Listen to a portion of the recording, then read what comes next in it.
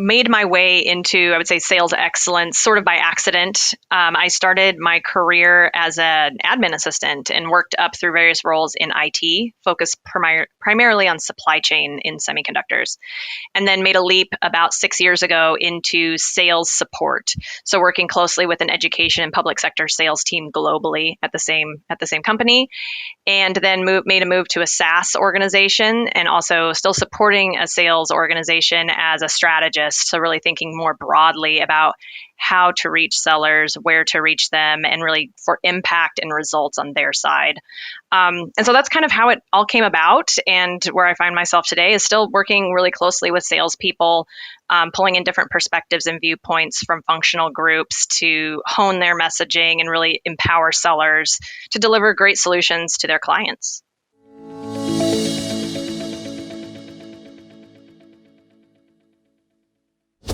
Oh my goodness. I think I've lost count. I would say probably well into the hundreds. So, I've regularly hosted a monthly webinar. I've done internal podcasts, and I was also the MC for this year's sales kickoff for my organization. And so I think in total, maybe I'll up level that to thousands. How about that? When I really think about it.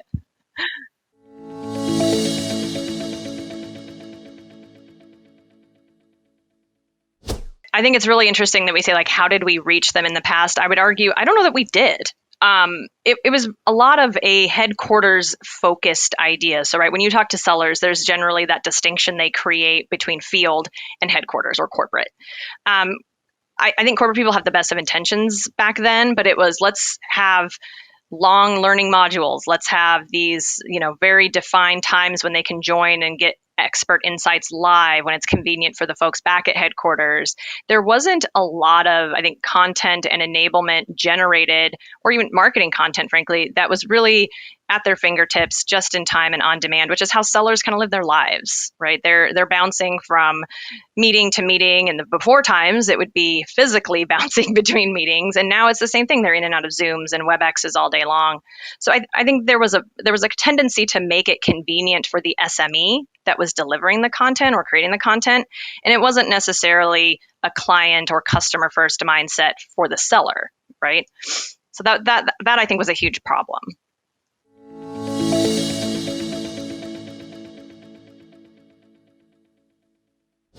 I think a lot of it just came about from adopting that client first mindset, right? I mean, I don't want to step on Jeff Bezos's toes, but being customer obsessed isn't just for our friends at Amazon, right? I think every company, every seller has really embraced that mindset that when you lead with the customer, you'd get the best result. And so what we've started to do is really pivot the way that we deliver content to sellers, not just what the content says or does, but really how is it getting to them? How is it most effective to the way that they work and the way that they like to learn? So, a couple of examples. I stood up a podcast program internally for our sellers, global audience, but really focused on the two things that they wanted to learn as quickly as possible, which is competitive insights and win stories from other account executives, right? They love learning from each other. And it was happening in back channel conversations because they would just tell each other stories, but it's like, how did you scale that? So we use the podcast as a way to scale both those winning stories and how they actually win their deals and build relationships. And then the same thing with the competitive insights. It's one thing to build out 400 battle cards, but who's reading them? How does the sales team actually get to use them? It's better to have a narrative and really do a compare contrast for the sellers that they can take into their selling motion and deliver that same message. So it was both meeting them where they are from like a physical perspective, right? Putting it in their ears, but also taking that content and making it the narrative, I think is really impactful for them because we ask them to be storytellers. So we need to tell them stories as well. And I think the same thing for marketing content, right? We've done a really good job of up-leveling the content from what the product can do and the capabilities and, as we would say in semiconductors, speeds and feeds, to really like the client outcome, right? You got to get your clients' mindset into the way that you deliver the content. So that was huge. And the feedback loop that we're getting from the sales organizations, they love it. The podcasts have great listenership. The content that we're creating that's more bite-sized, that's more just in time, is getting downloaded more frequently. It's getting applied. We're getting feedback in the winning deals that this type of content and the way that it's being delivered to them has a positive impact. So that's really great from a business justification standpoint. I know that's very in the weeds, but if you need an investment in tools like this or retooling, reskilling, you got to show the ROI. And we're seeing it come to fruition here really well.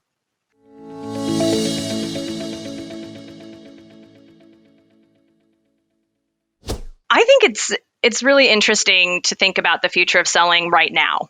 And I hate to beat the COVID drum because everybody does, but we are recording this right in May of 2021, and we're all kind of starting to emerge from our cocoons of the pandemic, spreading our wings again.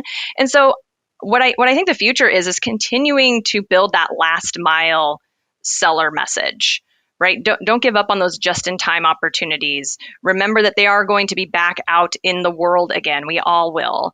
So what you want to do is continue to keep that client first mindset and create the content for them that is super consumable, that's easily translatable, and that they can take into a meeting with confidence. And obviously, like it's about solving people's problems. So what I think is really important when you're talking to sellers is put yourself in their shoes, lead with empathy, think about what it is that they need to know when they need to know it, and cut the fluff, right? Like continue to develop, quick audio bites, quick video bites, easily downloadable assets, leave behinds that are digital first. Think digitally, not analog. And really, embrace the way that selling is evolving, embrace what we've learned throughout this pandemic of how to connect virtually, and continue to build on that momentum and create really compelling experiences to set your sellers up for success.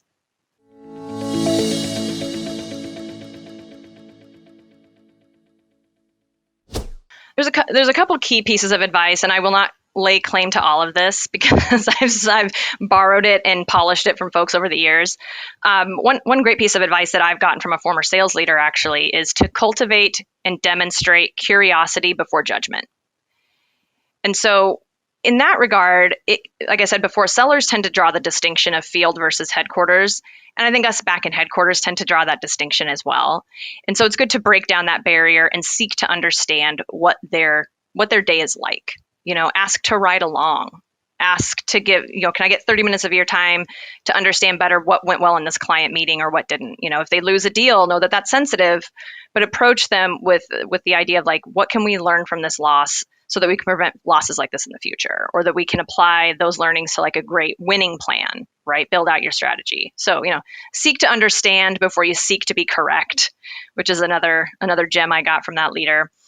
And then I would also say, don't limit your scope of your customer to the sellers, right? I think it's very easy to say, my customer is the sales team.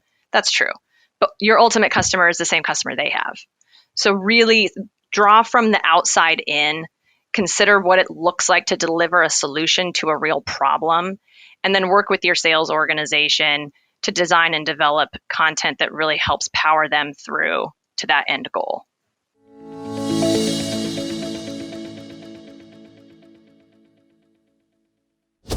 Yeah, well, I have a book and I have a podcast. So obviously this one, please listen to this podcast. But the book that I would recommend and that I recommend to everybody I work with, whether they're a mentee of mine or just a colleague, is called The Culture Code. And it's by Daniel Coyle. His last name is Coyle. And what I really love about this book is that it breaks down the idea of how you scale strong cultures in organizations. And he has some great little quick case studies, some examples. So it's not fully academic and it's not fully entertaining. It's kind of a nice medium, but it's actionable, which is great. So Culture Code is wonderful. And a podcast that I really love and that I find a lot of interesting nuggets and insights from business leaders and successful entrepreneurs is Masters of Scale with Reid Hoffman. I think most people are probably familiar with it. But it's very quick, it's easily consumable. And I think every time I listen to Masters of Scale, I learn something that I can apply back in my work life as well.